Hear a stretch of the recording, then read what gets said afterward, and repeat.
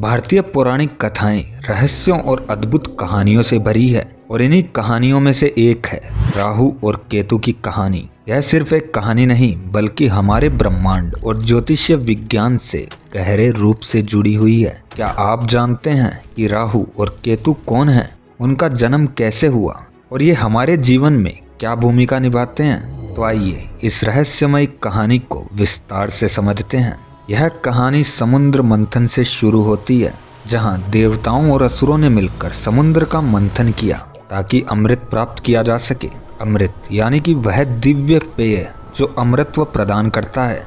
समुद्र मंथन से कई अनमोल वस्तुएं निकली, जैसे लक्ष्मी जी, कामधेनु, पारिजात वृक्ष और अंत में निकला अमृत का कलश। लेकिन जब अमृत का कलश निकला तो असुर उसे छीनने को उतावले हो गए। असुरों को रोकने और अमृत का सही वितरण करने के लिए भगवान विष्णु ने मोहिनी का रूप धारण किया। मोहिनी का रूप इतना आकर्षक और चमत्कारी था कि असुर भी उस पर मोहित हो गए और अपनी सुध-बुध खो बैठे। और इसी बात का फायदा उठाते हुए मोहिनी ने अमृत को सिर्फ देवताओं में बांटना शुरू कर दिया। असुर इस बात से अनजान थे कि उनके साथ धोखा हो रहा है। लेकिन असुरों में से एक, जिसका नाम था स्वभ्रानु, उसने विष्णु जी की इस चालाकी को भांप लिया। उसने भी देवताओं का रूप धारण किया और उनकी पंक्ति में बैठकर अमृत प्राप्त करने की प्रतीक्षा करने लगा। लेकिन जैसे ही स्वभ्रानु ने अमृत का एक घूंट पिया, सूर्य और चंद्रमा ने उसे पहचान लिया और भगवान विष्णु को तुरंत इसकी सूचना दी। भगवान विष्णु ने तुरंत अपने सुदर्शन चक्र से स्वभ्रानु का सिर उसके धड़ से अलग कर दिया।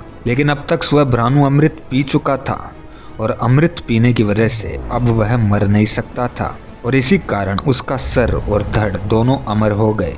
और इसी अमर असुर स्वभ्रानु का सिर बना राहु और धड़ बना केतु, जिसके बाद ब्रह्मा जी ने इन दोनों को ग्रहों के रूप में स्थान दिया और शायद इसी कारण राहु और केतु को छाया ग्रह भी कहा जाता है। ये बाकी ग्रहों की तरह भौतिक नहीं है, लेकिन इनकी उपस्थिति हमारे जीवन और ज्योतिषीय गणनाओं पर गहरा प्रभाव डालती है। पौराणिक मान्यताओं के अनुसार राहु और केतु सूर्य और चंद्रमा को ग्रहण करते हैं। यह उनकी उस घटना से जुड़ी शत्रुता का प्रतीक है जब उन्होंने उनकी पहचान भगवान विष्णु से करवाई थी। और शायद यही कारण है कि जब सूर्य या चंद्रमा राहु या केतु के प्रभाव में आते हैं तो ग्रहण होता है। राहु और केतु सिर्फ ग्रहण या ज्योतिषीय घटनाओं के प्रतीक नहीं है, यह हमारे कर्म, इच्छाओं और मुक्ति की यात्रा को दर्शाते हैं।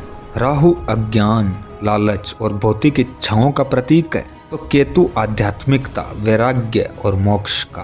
तो दोस्तों, यह थी रहस्यमय कहानी राहु और केतु की। यह कहानी हमें सिखाती है कि हमारे कर्म और उनके परिणाम हमेशा हमारे साथ रहते हैं और राहु और केतु हमें हमेशा याद दिलाते रहेंगे कि संतुलन ही जीवन का आधार है। तो दोस्तों, अगर आपको भी यह कहानी पसंद आई हो तो वीडियो को लाइक और चैनल को सब्सक्राइब करना ना भूलें और अपनी राय हमें कमेंट्स में ज़रूर बताएं।